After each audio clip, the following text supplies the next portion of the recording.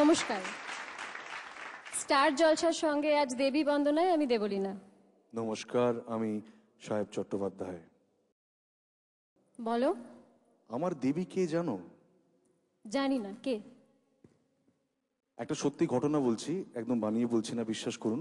গত বছর মহালয়ার সময় মনে আছে আমার, 1 বছর আগে, সারাদিন সারা রাত শুটিং করে প্রায় ভোরের দিকে বাড়ি ফিরবো। আমি যখন গাড়ি চালিয়ে বাড়ি ফিরছি, জানেন, অসম্ভব চা পিপাসা পেয়েছে, জল পিপাসা পেয়েছে, কি করবো বুঝতে পারছি না। আমি দেখছি চারিপাশে অন্ধকার, প্রায় অল্প অল্প আলো ফুটছে, মানে তখন সবে ভোর হবে হবে করছে। একটা ঝুপড়ি দেখতে পাই, অর্ধেকটা বন্ধ ঝুপড়িটা। আমি গাড়িটা থামিয়ে দরজাটা বন্ধ করে নেবে ঝুপড়ির কাছে যখন যাই, যখন ভেতরে ঢুকি, প্রবেশ করি, এই আশায় যে হয়তো একটু চা পাওয়া যেতে পারে এখানে, দেখি একজন 25 বছরের মহিলা, তার থেকে বেশি বয়স হবে না মেয়েটির, একেবারে বাচ্চা মেয়ে, 25 বছরের। এটি মেয়ে, তার কোলে একটা কন্যা সন্তান, আর ঘুমোচ্ছে তার পাশে তার পুত্র সন্তান, সে একটু বড় যদিও। আমি তাকে বললাম, একটু চা পাওয়া যাবে? খুব টেস্টা পেয়েছে। সে আমাকে বলল, বাবু, আমার ছেলেকে স্কুলে পাঠাবার সমস্ত ব্যবস্থা আমার এক্ষুনি করতে হবে। আমি আমার ছেলেকে একটু ঘুম থেকে তুলে একটুখানি চান টান করিয়ে তৈরি করে নিই, এর মধ্যে আমি জলটা গরম করে বসিয়ে দিচ্ছি, আপনার চাটা আমি তৈরি করে দিচ্ছি, আর ওকে স্কুল থেকে ফিরে এসে আমি আপনার জন্য ডিম পাউরুটি রান্না করে দেবো। হ্যাঁ, আর সেই মুহূর্তে আমার মনে হয়েছিল যে দশভুজা মা, তো মূর্তি রূপে আমরা পুজো করি মাকে, কিন্তু দশভুজা আমাদের চারিপাশে চারিদিকে আছে। এবং আমার মনে হয়েছিল সেই ভোরবেলা যে তিনি হচ্ছেন আমার মা দুর্গা, আমার দশভুজা। একদম ঠিক কথা বলেছো সাহেব। তোমার এই কথাটা শুনে আমার একটা কথা মনে পড়ে যাচ্ছে, একজনের কথা, রাধার সুপর্ণা, আমারই এক বান্ধবী।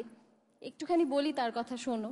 আপনারা অনেকেই সুপর্ণার সঙ্গে আইডেন্টিফাই করতে পারবেন। সুপর্ণাই আমারই বয়সী হবে, ছোট্ট মেয়ে আছে, একটি ক্রেশে যায়, ছোট্ট মেয়ে। সুপর্ণা সারাটা দিন কিভাবে কাটে একটু বলি। সুপর্ণাকে 9টার মধ্যে সকালবেলা অফিসে পৌঁছে যেতে হয়। অফিসে যাওয়ার আগে ঘুম থেকে উঠে ওকে প্রথমে সারা দিনের রান্না নিজে হাতে করে ফেলতে হয়। শুধু তাই নয়, মেয়েকে ঘুম থেকে তুলে ব্রেকফাস্ট করিয়ে, স্নান করিয়ে, স্কুলের জন্য তৈরি করে, খাইয়ে, ক্রেশে পৌঁছে দিয়ে তারপর অফিস যাওয়া। আবার অফিস থেকে ফেরার পথে মেয়েকে ক্রেশ থেকে তুলে নিয়ে ফেরা। ফিরে এসে কিন্তু একটা খুব জরুরি কাজ, মেয়ের সঙ্গে একটুখানি খেলা করা, তারপর আবার পরের দিনের তোড়জোড়। এখানেই শেষ নয়, ওই যে ওইটুকু সময়, যেটুকু সময় সুপর্ণা অফিসে থাকে, সেই সময় অফিসের কাজ তো করেই, তার সঙ্গে মাথার মধ্যে একটা ক্যালকুলেশন চলতে থাকে। সেটা কি না, ছোট্ট মেয়ে টুয়া, ওর আবার প্রতিদিন এক টিফিন ভালো লাগে না, বিভিন্ন ধরনের টিফিন চাই। কি অনেকেই আইডেন্টিফাই করতে পারছেন তো সুপর্ণার সঙ্গে? তাই পরের দিন টিফিনে টুয়ার জন্য কি রান্না হবে। আর হাজবেন্ড অরিন্দম মাছ খেতে বিশেষভাবে ভালোবাসেন, ফলে পরের দিন বাজার থেকে ঠিক কোন মাছটা আনা হবে এবং কি রান্না করা হবে, এই পুরোটা তৈরি হয়ে যায় সুপর্ণার মাথার মধ্যে। অনেকের মুখ আমি দেখতে পাচ্ছি, আপনারা হাসছেন, যেন খুব চেনা কারোর গল্প শুনছেন। আমি জানি আপনাদের মধ্যে অনেকেই আছেন যারা সুপর্ণার মতন। তাদেরকে আমি এই প্রশ্নটা সত্যি করতে চাই, কারণ আমি সুপর্ণাকে একটা কথাই একবার জিজ্ঞেস করেছিলাম, হ্যাঁ রে, তুই কি দশভুজা?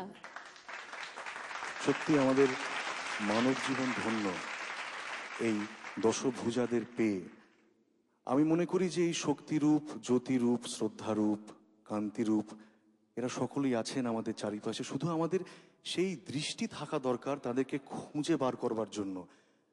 মন দিয়ে শুনুন, মেয়েটির বয়স তখন 10, বাবা নেই, মারা গেছেন। মা এবং দাদাকে নিয়ে সংসার। দাদা মূর্তি তৈরি করেন, রোজই অনটন, কিন্তু আরেকজন লোক যে রাখবে সেই সামর্থ্য তাদের নেই। এবং এই 10 বছরের ছোট্ট মেয়েটির কি কাজ ছিল জানেন? দাদা মূর্তি তৈরি করার সময় মাটি তৈরি করে দাদার হাতে এগিয়ে দেওয়া। একবার পুজোর ঠিক আগটাতে কি হয়েছিল জানেন? মেয়েটির দাদা একটু বাইরে গিয়েছিল কোনো একটা কাজে, প্রচণ্ড ঝড় জলে আটকে পড়ে। ঠিক সেই সময় আগে থেকে বায়না করে রাখা বায়নাদার এসে হাজির হয়, মূর্তি তাদের দিতেই হবে।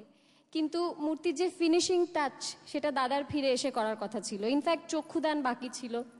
এই অবস্থায় কি করবে তারা? বাড়িতে চাল বারণ তো, একটা টাকা নেই। মেয়েটি কি করেছিল জানেন? 10 বছরের মেয়েটি, সে তার মাকে বলেছিল ঘরাঞ্চিটা একটু এগিয়ে দিতে। কেন না, তার উপর উঠে সে নিজে হাতে ওইটুকু ছোট্ট ছোট্ট 10 বছরের মেয়ে, কতটুকুনি বা হাত বলো, ওইটুকুনি হাত দিয়ে সে মায়ের চক্ষু দান করেন। তারপর মায়ের চুলের কুচি নিজে হাতে গুছিয়ে দিয়ে মূর্তি পাওনাদারদের হাতে তুলে দেয়। তারপর হাতে টাকা পায়, এবং এখানেই শেষ নয়, টাকা পাওয়া মাত্রই ওই ছোট্ট মেয়েটি ছুটতে চলে যায় কোথায় না, বাজারে চাল কিনতে, সবজি কিনতে। এদিকে দাদার অবস্থা ভাবো, সে তো চিন্তায় ভাবনায় নাজেহাল অবস্থা। ফিরে এসে যখন মায়ের কাছে শোনে বোনের কীর্তিকলাপের কথা, বেশ খানিকক্ষণ সে কোনো কথাই বলতে পারেনি, এমনটাই শুনেছিলাম, চুপ করেছিল। এবং বোন যখন ফিরে আসে বাজার থেকে ওই ছোট্ট ছোট্ট দুটো হাতে বাজারের থলি নিয়ে, তখন তার দাদা একটাই কথা তাকে বলেছিল, তুই আমার দুর্গারে বোন। আবার এবং সেই শক্তিরূপিণীর রূপকারী আমাদের আজকের শক্তিরূপিণী মৃৎশিল্পী শ্রীমতী মালা পাল।